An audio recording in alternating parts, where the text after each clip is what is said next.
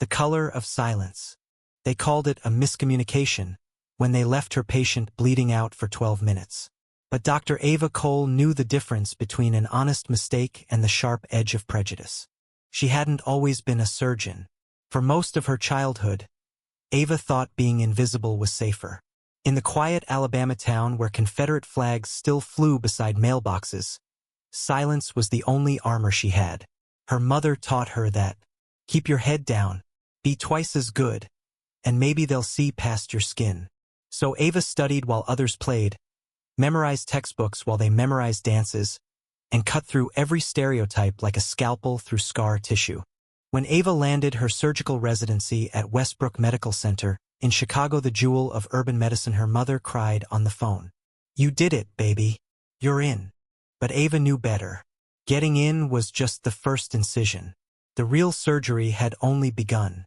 Westbrook was a palace of glass and chrome, where surgeons moved like gods and interns prayed not to be noticed. On paper, Ava was golden, Harvard undergrad, Johns Hopkins med, top of her class.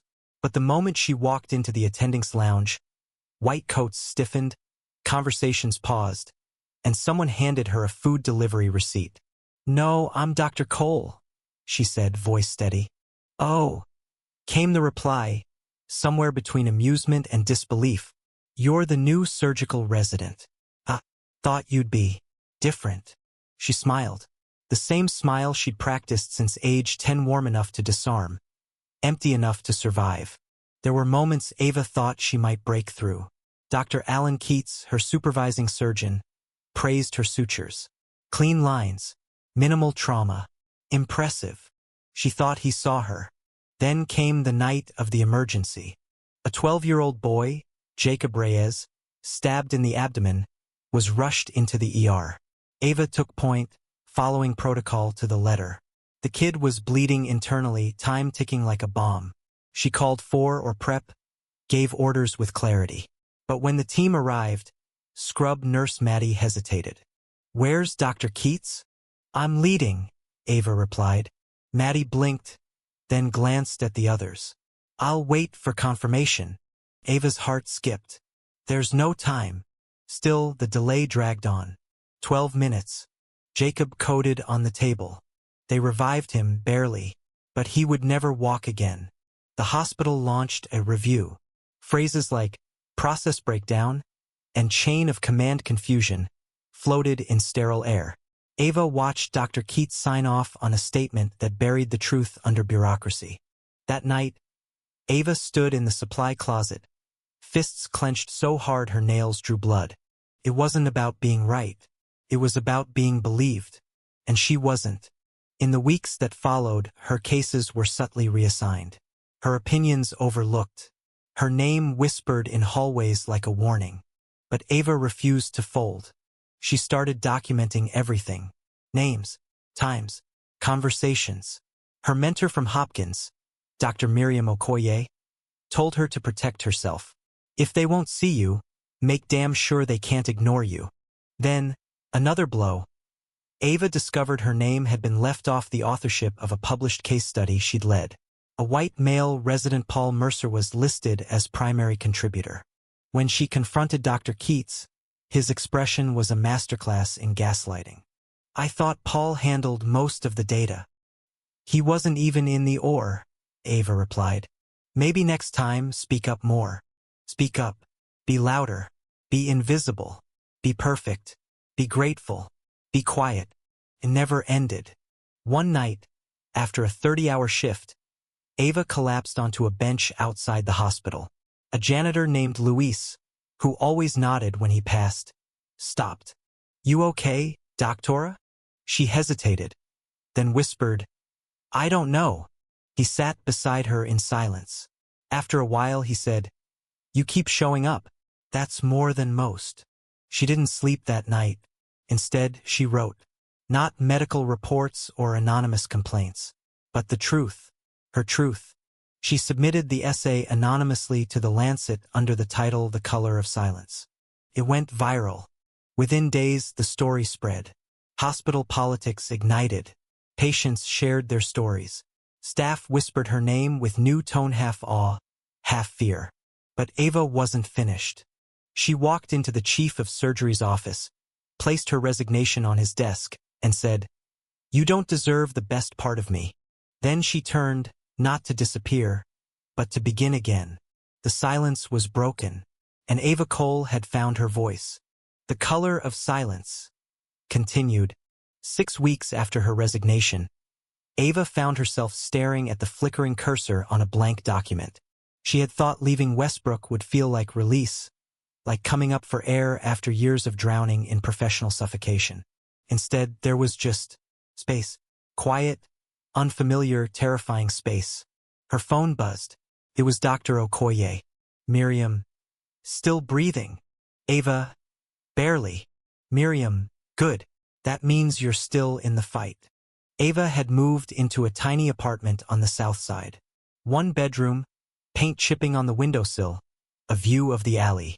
It wasn't much, but for the first time, no one mistook her for anything but who she was. She spent her mornings volunteering at a free clinic patchwork health serving the uninsured, the undocumented, the overlooked. It was run out of a converted church, and the line of patients often wrapped around the block. No prestige, no applause, but every day, someone called her Document. Here, her name carried no skepticism, just gratitude. One rainy morning, she was treating an elderly woman with a festering diabetic wound when a young man burst into the triage room. "Dr. Cole?" he asked, breathless. "Are you the woman who wrote that thing? The one about Westbrook?" She froze. "Yes." He extended his hand, trembling slightly. "You saved my sister. You don't even know it. She's a nurse. Quit her job at County after reading your article. Said she finally felt seen." Ava shook his hand, stunned. The Lancet piece had been picked up by the New York Times, Vox, and even featured on a segment of 60 Minutes. Editors had begged for interviews, op-eds, book deals. Ava had turned them all down. She didn't want fame. She wanted change. That evening, a familiar name reappeared in her inbox. Subject: an invitation. From Dr. Alan Keats.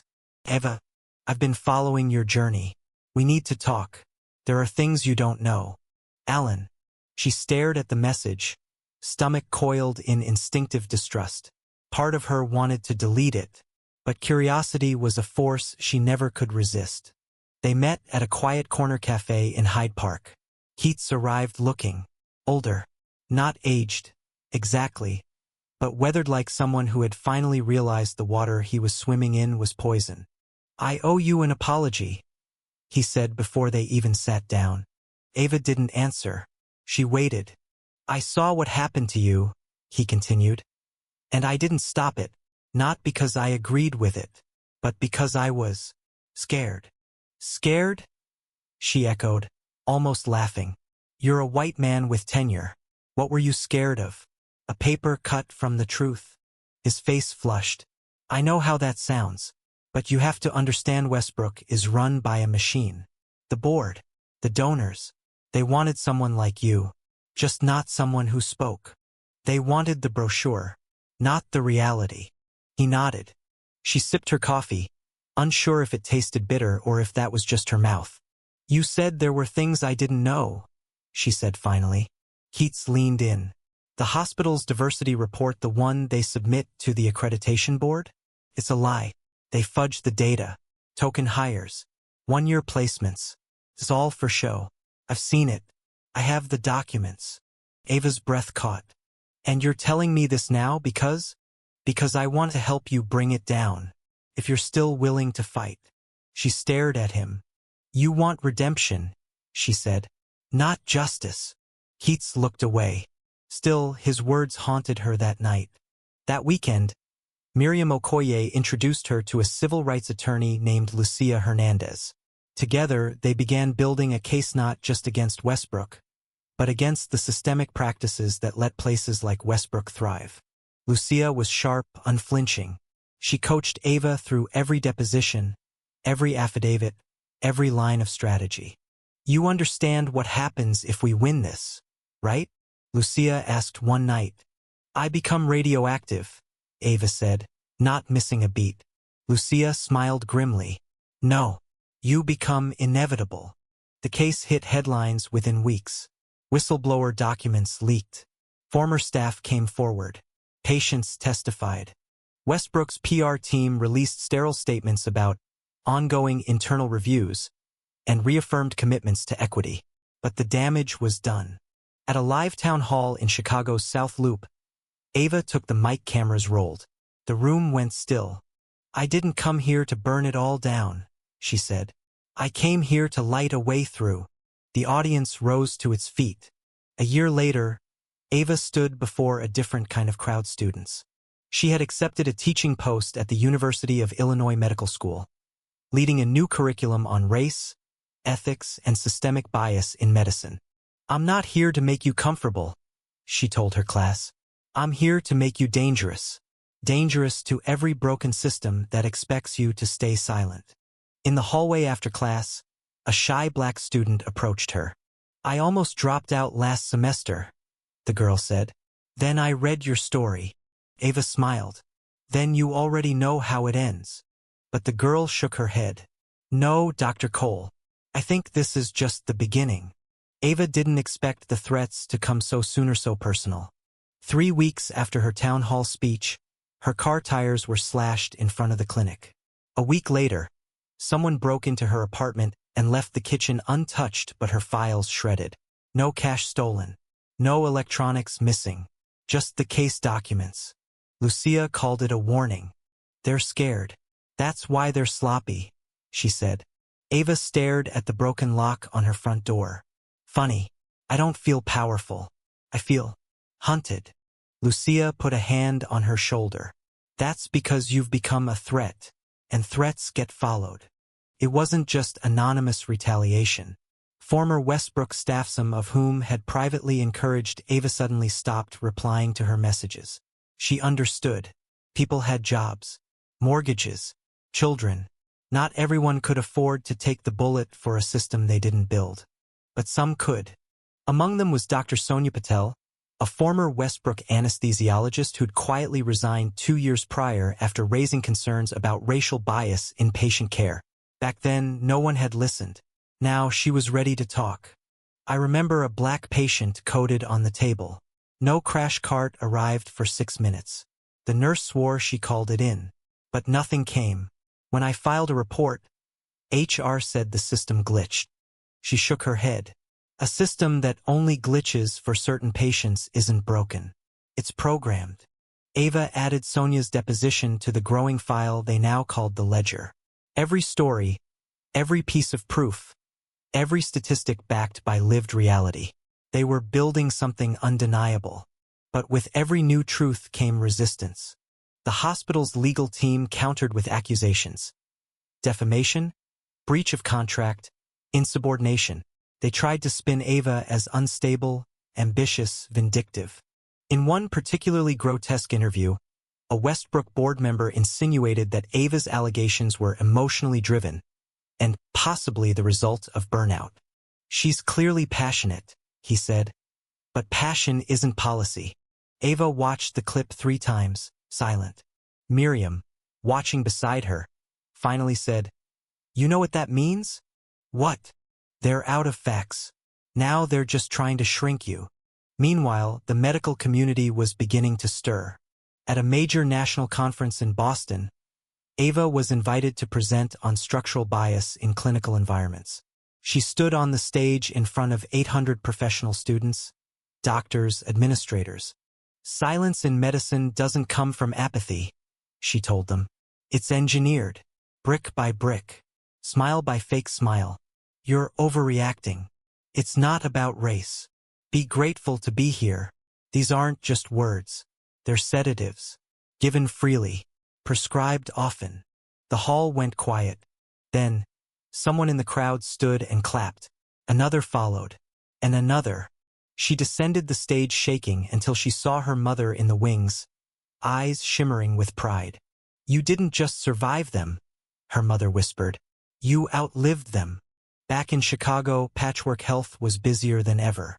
Ava balanced teaching, litigation prep, and her clinic work, barely sleeping, constantly reading, always bracing. One day, A letter arrived at the clinic. No return address. Inside was a single sheet of paper. You're not saving anyone, just making it worse. Shut up. Go away. It wasn't the first. But this time something broke in her. Ava walked to the back office, closed the door, and sat in silence. For an hour. 2. No tears. No fury. Just wait. Lucia arrived that evening, uninvited but not unwelcome. I think I'm tired, Ava said finally. Not just physically. Tired of being a symbol. Tired of being the proof. Lucia nodded, then replied softly, You don't owe anyone your suffering, but you've given people your truth. And that's a kind of medicine too. Later that night, Ava opened a blank page on her laptop again. But this time she didn't write to fight. She wrote to remember. Field notes on survival. July entry 1 year after Westbrook. They never taught us in med school that the hardest thing to diagnose is silence. Not in the lungs. Not in the blood. In the eyes. We learn to spot symptoms. Shortness of breath, bruising, irregular rhythms. But we're never trained to see what it costs someone to speak in a room that was never built for their voice. I have learned that silence is a symptom of something chronic, systemic, and I no longer believe that healing comes only through surgery. Sometimes healing comes through confrontation, sometimes through naming. I no longer ask to be seen. I demand to be remembered. Months passed. Westbrook Medical Center was forced into external audit. Several board members stepped down. Dr. Alan Keats, testifying under oath, exposed years of manipulated hiring reports and buried complaints. It wasn't justice, but it was rupture. And rupture was where rebuilding began. One morning, a letter arrived for Ava. Handwritten. Neat. Dear Dr. Cole, my name is Darius. I'm 17. I live in Georgia. I read about you in an article we weren't even supposed to read in school. My aunt printed it for me. I want to be a doctor one day. I didn't know it was possible until I saw your story. Thank you. Ava smiled, folded the letter, and placed it in her journal. Later that week, she walked into her ethics class, paused at the whiteboard, and wrote 2 words. The system. She turned to her students and said, All right, let's dissect it. 2 years after Westbrook, Ava found herself under fluorescent lights again, only this time, not as a doctor, not as a patient, as a witness. She was seated before a congressional subcommittee on medical ethics and systemic discrimination. Microphones surrounded her. Cameras blinked red. Her nameplate read, Dr. Ava Cole, MD. She took a breath and began. I was told once that my presence in medicine was progress, that I was proof the system was working. But what they didn't say was that I was also the exception. And exceptions are never equity. She paused. They asked why I spoke out, why I wouldn't just stay grateful. I'll tell you why.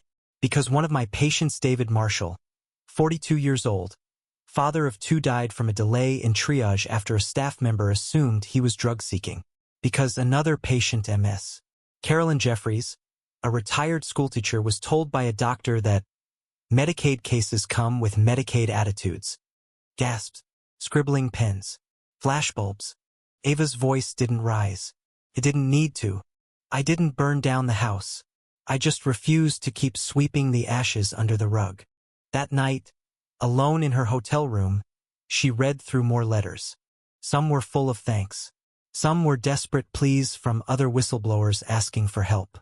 One came from an old friend from med school who had ghosted her after the scandal, now saying, I wish I had your courage. She didn't reply. Instead, she pulled out a folded photograph from her wallet.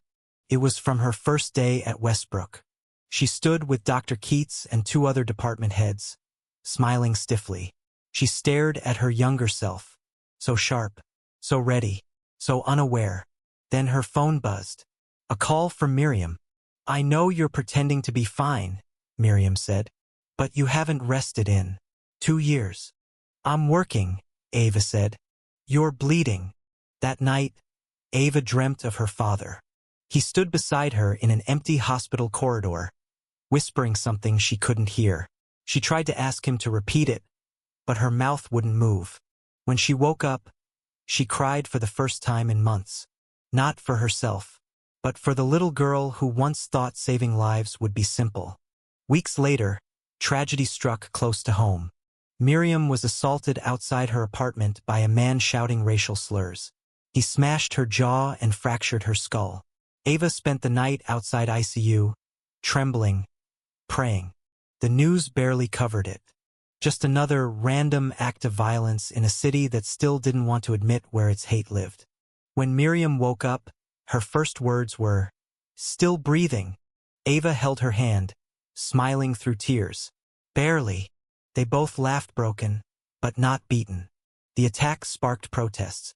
Not just online hashtags, but bodies in the street, coats in the cold, fists in the air. Ava marched in her white coat, her stethoscope around her neck like a noose-turned banner. Someone passed her a cardboard sign. It read, "We treat wounds. Now it's time to treat the cause." Months passed.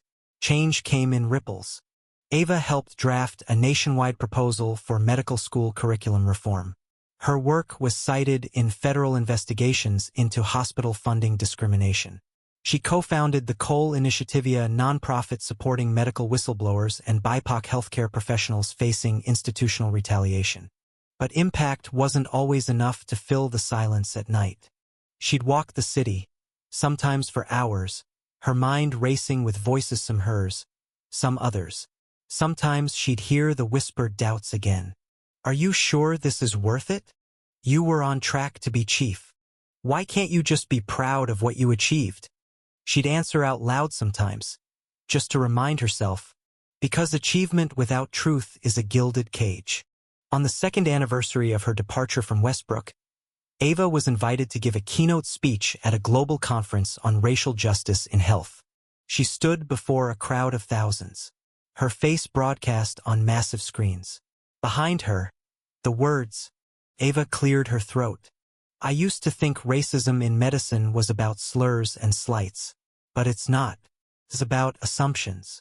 Who is believed? Who is doubted? Who gets pain meds and who gets labeled drug-seeking? Who dies quietly and who makes the news?" She looked at the sea of faces. It's about how silence gets rewarded, and how breaking it gets punished. She stepped back, then added, "But I'm still here, and that means something." Applause thundered. She blinked, stunned. Miriam, now walking again with a cane, stood in the front row, clapping hardest. Ava ended the night on the hotel balcony, staring at the skyline. Behind her, a young medical student approached, nervous, excited. "Dr. Cole?" Ava turned. "My name's Imani. I'm sorry to interrupt. I just wanted to say thank you. Your story made me stay in school. I want to go into emergency medicine." Ava smiled. "You ready to fight?" Imani nodded. "Born ready." Ava handed her a small silver pin from her coat, a stethoscope wrapped around a flame. "Then take this," she said. "Someone gave it to me once. Now it's yours." Later, Ava pulled out her journal. She wrote slowly, carefully. "There is no finish line. We don't end racism. We unlearn it. We outlast it. Every patient I couldn't save, I carry. Every colleague who stayed quiet, I understand. But I won't stop, because silence doesn't just kill careers. Kills people. So if you hear my story and think I'm brave, remember, I was terrified. I still am. Bravery isn't the absence of fear. It's the refusal to let fear become your language." She closed the journal. For once, the silence around her didn't feel empty. Felt full. Like breath. Like waiting. Like the start of something new. The end.